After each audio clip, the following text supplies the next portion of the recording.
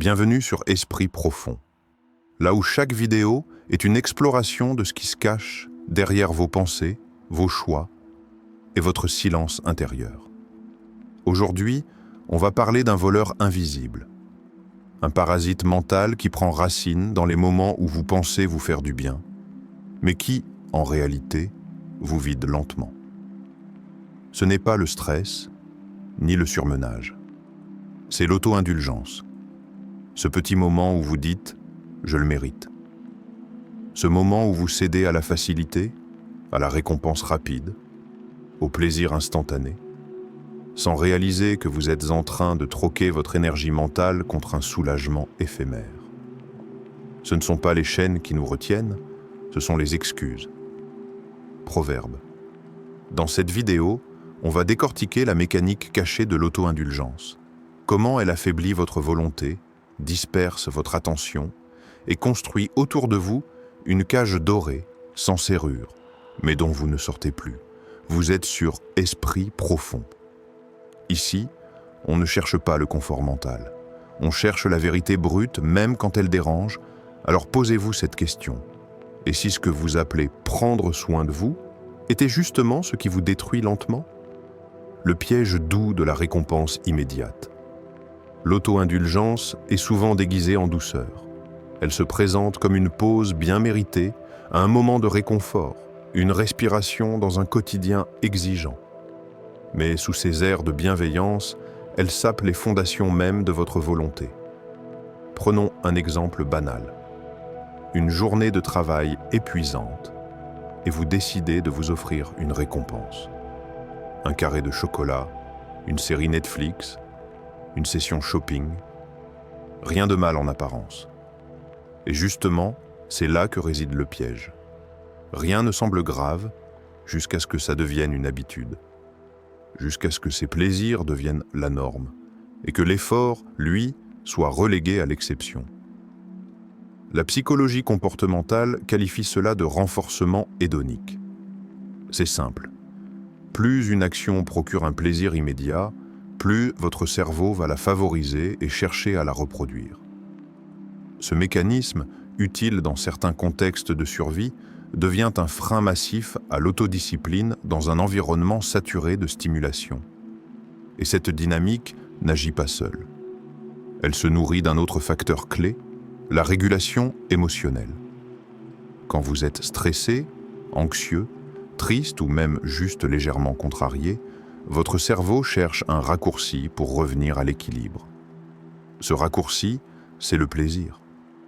Et donc, petit à petit, vous ne gérez plus vos émotions, vous les apaisez, non pas en les affrontant, mais en les recouvrant, comme on met un pansement sur une plaie qu'on ne nettoie jamais. Plus vous courez vers le confort, plus vous fuyez votre croissance. Ce phénomène agit profondément, presque sournoisement. Il rééduque votre cerveau à chercher le chemin le plus court vers la satisfaction, même au détriment de vos objectifs à long terme. Une tâche importante à accomplir, votre esprit vous souffle, tu feras ça plus tard, prends une pause, tu le mérites. Et ce plus tard devient un automatisme.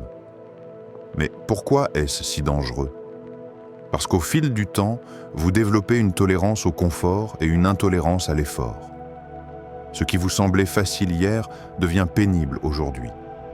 Vos seuils de frustration diminuent.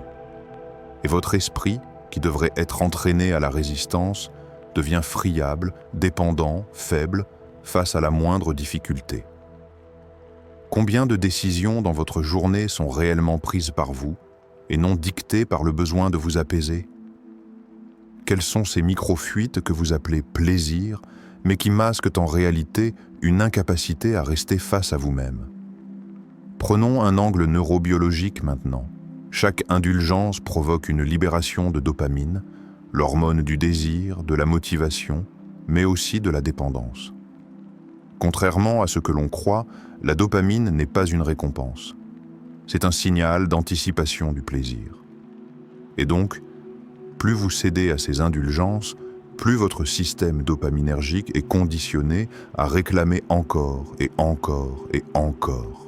C'est ainsi que naît une spirale, une forme douce, insidieuse, presque invisible de dépendance comportementale, pas à une substance, mais à un état d'évitement. Et l'évitement est l'ennemi numéro 1 de la maîtrise de soi. Ce que vous répétez vous façonne. L'esprit devient l'esclave de ce qu'il fait en silence. Ce n'est donc pas une question de morale. Ce n'est pas bien ou mal de se faire plaisir. La vraie question est, est-ce vous qui décidez ou est-ce votre fatigue émotionnelle qui parle à votre place? Et si l'auto-indulgence était moins un acte de douceur qu'un signal d'alerte intérieure? Un appel silencieux de votre esprit vous disant « Je suis fatigué non pas parce que j'ai trop fait, mais parce que j'ai trop fui ». Quand vous vous donnez une récompense, est-ce parce que vous l'avez méritée ou parce que vous ne savez plus comment gérer l'inconfort? À ce stade, la question n'est plus de résister, mais de comprendre. Comprendre les mécanismes invisibles qui vous poussent, chaque jour, vers ce que vous croyez inoffensif, mais qui érodent lentement votre capacité à diriger votre vie avec clarté. La fatigue invisible de l'âme. Il y a des jours où vous vous levez et pourtant, vous n'êtes pas vraiment là. Votre corps bouge, mais votre esprit reste flou. Vous parlez, vous répondez, vous agissez, mais en vous, tout semble en mode économie d'énergie. Ce n'est pas un épuisement que vous pouvez décrire. Ce n'est pas une tristesse que vous pouvez nommer, c'est une fatigue de l'âme, un engourdissement diffus, une perte de traction intérieure. Comme si votre volonté elle-même avait pris une pause. Ce sentiment de vide, ce rien épais, c'est ce que laisse l'auto-indulgence derrière elle. Parce que chaque fois que vous cédez à un plaisir facile sans véritable intention, vous abandonnez une part de votre énergie mentale sans retour. Un clic de trop, une pause prolongée, un choix évité, et peu à peu, l'esprit se disperse, il se dilue. Rien ne fatigue autant l'esprit que de ne pas avoir de direction. Votre fatigue ne vient pas d'avoir trop fait, elle vient d'avoir trop laissé faire, trop d'accords passés avec la paresse, trop de silence face aux décisions à prendre, trop d'anesthésie douce à coups de confort répété. Et à force de céder à ces petites douceurs, vous avez troqué la densité de l'être contre la légèreté de la distraction. Vous ne savez plus ce que vous voulez, vous savez seulement ce que vous ne voulez pas ressentir, l'inconfort, la frustration, l'attente. Mais dans cette fuite douce se cache une perte bien plus grave, la perte du frisson intérieur, celui qu'on ressent lorsqu'on se dépasse, lorsqu'on termine ce qu'on a commencé, lorsqu'on regarde quelque chose de difficile et qu'on y va quand même. Quand ce frisson disparaît, vous commencez à vous vivre comme un spectateur de vous-même. Et cette dissociation vous épuise sans même que vous compreniez pourquoi. À quand remonte la dernière fois où vous avez été fier de vous, non pas parce que vous vous êtes fait plaisir, mais parce que vous vous êtes tenu droit face à la tentation de céder? Ce n'est pas un manque de motivation. Ce n'est pas un problème de discipline. C'est une hémorragie lente de la volonté. Une fuite invisible causée par 1000 petits actes de renoncement acceptés comme normaux. Et ce qui est insidieux, c'est que cette fatigue-là ne se soigne pas par le repos. Car ce n'est pas votre corps qui a besoin de sommeil.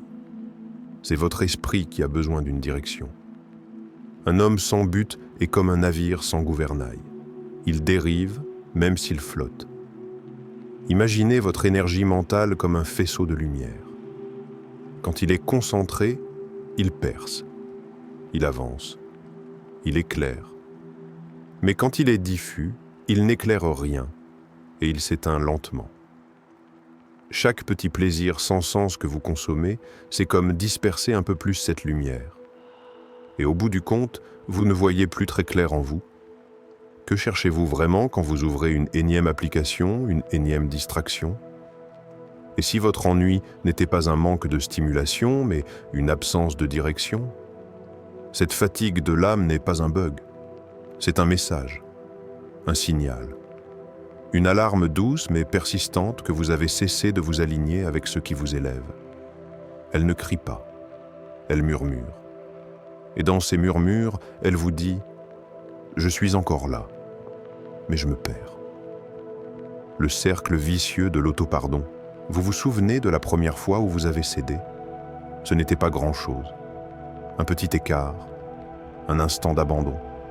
Vous vous êtes dit, ce n'est rien, ça arrive. Et effectivement, ce n'était rien. Mais ce rien est devenu un repère, une marque invisible dans votre esprit, une permission silencieuse inscrite quelque part entre vos pensées et vos décisions. Parce que l'esprit, voyez-vous, retient tout. Pas seulement ce que vous faites, mais surtout ce que vous tolérez. Chaque fois que vous vous pardonnez un manquement sans le réparer, vous construisez une version de vous qui accepte de ne pas tenir parole. Vous vous rééduquez, subtilement, lentement. Et l'esprit, docile, suit l'ordre. La prochaine fois, ce sera plus facile. L'habitude commence comme une toile d'araignée et finit comme des chaînes. Ce n'est pas la faute du plaisir. Ce n'est pas même la faute de la fatigue.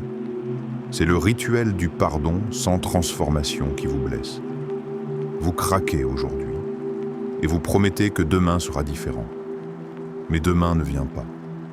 Ou quand il vient, il ressemble exactement à hier. Et vous recommencez, avec de la tendresse, avec de la justification. Je traverse une période difficile, j'ai besoin de douceur, je ne peux pas tout contrôler. Vous enveloppez vos failles dans un drap chaud d'autocompassion. Mais au fond, vous savez, vous sentez cette fissure, ce petit effondrement intérieur chaque fois que vous vous abandonnez à vous-même. Et plus vous répétez ce cycle, plus vous devenez expert en argumentation intérieure. Vous ne cherchez même plus à résister. Vous devenez négociateur de vos renoncements. À combien de versions de vous-même avez-vous dit « je vais changer » sans jamais les faire exister? Il y a une tragédie dans le pardon sans engagement, parce qu'il vous donne l'illusion du soulagement sans l'acte de réparation. Et lentement, votre tolérance à l'effort disparaît. Vous commencez à croire que l'inconfort est une injustice, que le combat est un excès.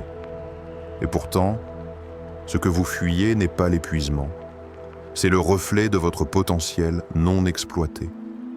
Ce n'est pas l'indulgence qui vous tue, c'est l'habitude d'y céder. Anonyme, ce n'est pas un problème de faiblesse, c'est un problème de mémoire.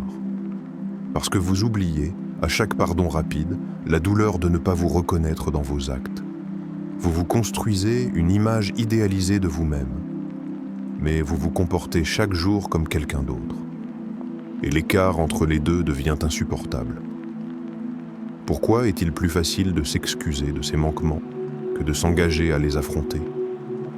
Pourquoi est-ce si facile de dire « j'ai le droit de craquer » et si difficile de dire « j'ai le devoir de rester debout » ? Cette contradiction vous abîme. Pas dans les cris, pas dans les drames, mais dans le silence. Dans les moments où vous n'avez plus besoin de vous convaincre parce que vous avez appris à ne plus vous écouter vraiment.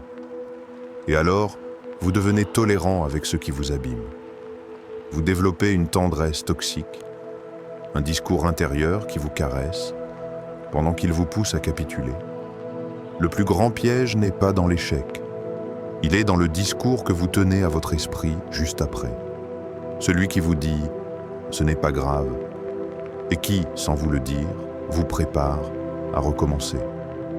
La perte de direction, quand l'esprit devient un labyrinthe. Il existe une forme de chaos qui ne fait pas de bruit. Il ne se manifeste pas par des cris, ni par des effondrements visibles. Il s'exprime dans l'effacement progressif de la direction intérieure. Dans cette sensation étrange de mouvement, sans destination. C'est cela, le vrai piège de l'auto-indulgence. Elle ne vous arrête pas brutalement, elle vous désoriente lentement. Chaque petit plaisir accepté sans effort, chaque distraction consommée sans raison, chaque instant de confort immédiat devient un virage dans un labyrinthe mental. Vous pensez avancer, mais en réalité, vous tournez, autour de vous, autour de l'instant, autour du vide. Celui qui n'a pas de port comme but ignore où il va. Aucun vent ne lui est favorable. L'auto-indulgence ne vous vole pas votre énergie. Elle vole votre cap. Et sans cap, l'esprit ne marche plus. Il flotte. Il devient un être passif, réactif, soumis aux impulsions extérieures. Et dans cette passivité, il confond l'absence de douleur avec le bonheur. Il confond l'absence de contrainte avec la liberté. Mais Spinoza, justement, nous alerte. La liberté n'est pas l'absence de contrainte, mais la capacité d'agir selon sa propre raison. Et cette capacité se construit. Elle se travaille. Elle naît dans la tension entre ce que vous voulez sur le moment et ce que vous souhaitez profondément. Or, l'auto-indulgence supprime cette tension. Elle l'anesthésie. Elle vous pousse à céder, non parce que vous ne pouvez pas résister, mais parce que vous avez oublié pourquoi vous devriez le faire. Quand avez-vous perdu de vue ce pourquoi? Et surtout, que s'est-il passé en vous quand votre quotidien est devenu une succession de « je mérite » plutôt qu'un parcours de « je construis ». Il faut comprendre une chose essentielle. L'esprit humain n'est pas conçu pour l'errance prolongée. Il a besoin de sens, de direction, de structure. Mais lorsqu'on le nourrit exclusivement de confort temporaire, il ne se développe pas, il se dissout. Et alors, quelque chose de plus subtil se produit. Vous commencez à externaliser votre propre vie. Vous attendez des événements extérieurs pour bouger, vous espérez que quelque chose vous tombe dessus pour vous réveiller. Mais rien ne vient, parce que vous ne construisez plus rien. Et dans ce vide, l'illusion de la liberté devient une cage. Une cage sans mur, sans barreaux, mais une cage faite de désorientation. Il n'y a pas de pire esclavage que celui de l'homme qui croit être libre tout en suivant ses impulsions. Avez-vous encore un cap clair dans votre vie? Ou juste une série de compensations émotionnelles déguisées en repos? Lorsque votre esprit devient un labyrinthe, vous pouvez continuer à bouger. Mais plus vous avancez, plus vous vous éloignez de vous-même. Chaque petit plaisir consenti sans conscience devient un couloir supplémentaire. Et vous vous y perdez. Pas parce que vous ne savez pas où aller, mais parce que vous ne vous demandez même plus si vous allez quelque part. Cette perte de direction n'est pas spectaculaire. Elle est discrète, progressive. Elle s'installe dans l'oubli de vos intentions, dans le brouillard de vos pensées non questionnées, dans l'acceptation de cette voix intérieure qui ne vous pousse plus, mais qui vous apaise. Et ce brouillard, vous le respirez chaque jour. Et si votre esprit criait à l'aide, mais que vous l'étouffiez avec des récompenses faciles? Et si le vrai confort était celui de l'alignement et non celui de l'évitement? Car au fond, vous le sentez. Vous savez que quelque chose se disperse. Pas à l'extérieur, pas dans votre emploi du temps, mais en vous, dans cette absence de tension constructive, dans cette soumission douce à ce qui vous évite l'effort. Et là, dans ce labyrinthe, vous êtes encore en marche, mais plus vraiment en vie. Reconstruire l'esprit, se désintoxiquer du confort, vous voulez retrouver votre force? Pas une force visible, pas celle qu'on admire, mais celle qui fait silence pendant que vous construisez, celle qui agit pendant que personne ne regarde, celle qui vous rend invincible sans jamais faire de bruit. Alors il va falloir vous rééduquer, non pas en ajoutant, mais en retirant. Retirez l'excuse, retirez la fuite, retirez ce réflexe doux qui vous pousse vers le confort au lieu de la transformation. La seule façon de guérir, c'est de réapprendre la douleur utile, la frustration qui sculpte, l'attente qui enseigne, l'effort qui forge. Ce n'est pas le confort qui nous fait grandir, c'est la résistance. Oui, ça pique, mais c'est ce qui vous ramène à la réalité. Chaque fois que vous dites non à ce que vous auriez accepté hier, vous n'êtes pas en train de vous priver, vous êtes en train de reprendre le contrôle. Et c'est ça, la vraie liberté. Quand avez-vous cessé de vous entraîner à être fort? À quel moment avez-vous décidé que l'inconfort était à fuir plutôt qu'à apprivoiser? Vous n'avez pas besoin de tout changer d'un coup. Vous avez besoin d'un premier acte symbolique, un seul, un geste minuscule mais conscient, un non à une envie impulsive, un oui à une tâche repoussée depuis trop longtemps, un retour à une rigueur oubliée. Ce sont ces petits actes qui reconstruisent le fil de votre identité. Parce que à chaque fois que vous résistez à l'indulgence facile, vous bâtissez une force mentale invisible. Une force que personne ne vous donne. Une force que personne ne vous prendra. Elle ne dépend d'aucune condition extérieure. Elle dépend de vous contre vous. Et là, un basculement se fait. Vous ne vivez plus pour éviter l'inconfort.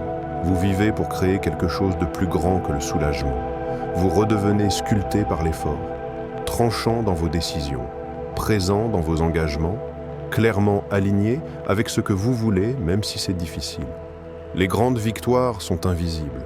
Elles se jouent dans le silence des décisions intimes. Et c'est vrai. Personne ne saura que ce soir, vous avez résisté à ouvrir cette application que vous ouvrez par automatisme. Personne ne verra que ce matin, vous vous êtes levé sans snoozer, simplement pour ne plus vous trahir. Mais vous le saurez. Et c'est dans cette accumulation de victoires invisibles que renaît l'estime de soi. Vous souvenez-vous de ce que ça fait d'être fier de vous, sans témoin? La société vous vend des raccourcis, des astuces pour aller mieux sans passer par l'effort. Mais l'esprit ne se répare pas à coups de dopamine. Il se reconstruit à travers la clarté. Et la clarté, elle se gagne dans la douleur maîtrisée, pas dans le confort immédiat. Quel serait le prix de votre vraie puissance mentale? Et seriez-vous prêt à le payer en inconfort temporaire pour bâtir une force permanente? Votre esprit n'est pas faible. Il est conditionné. Et ce conditionnement, vous pouvez le briser, pas demain, pas quand ce sera le bon moment, mais maintenant, dans ce choix précis, dans ce renoncement volontaire, dans cette petite guerre silencieuse que vous menez à l'intérieur. Parce que c'est là que commence la reconstruction. Si vous êtes allé jusqu'ici, ce n'est pas par hasard. C'est que quelque part en vous, vous sentez que quelque chose doit changer. Pas forcément à l'extérieur, mais dans cette partie de vous qui a trop longtemps cédé, trop longtemps dormi, trop longtemps négocié avec le confort. Il ne s'agit plus de se juger, il s'agit de se réveiller, de se réapproprier chaque choix, chaque geste, chaque décision que vous aviez remis entre les mains de l'automatisme. Alors si cette vidéo a résonné en vous, ne quittez pas cet instant de clarté. Ne l'abandonnez pas comme une belle pensée qu'on oublie demain. Transformez-la en action. Abonnez-vous maintenant à la chaîne Esprit Profond. Chaque vidéo est une plongée au cœur de votre propre conscience. Un miroir tendu à vos zones d'ombre. Un outil pour retrouver votre direction. Likez cette vidéo si elle vous a secoué ou simplement fait réfléchir. Commentez en une phrase « Je reprends le contrôle » ou partagez votre propre expérience avec ce piège de l'auto-indulgence. Et surtout, partagez cette vidéo à quelqu'un qui a besoin d'entendre ces mots aujourd'hui. Sans jugement. Juste pour l'éveiller. Votre esprit n'attend que vous. Mais il ne vous suivra pas si vous ne marchez pas en premier.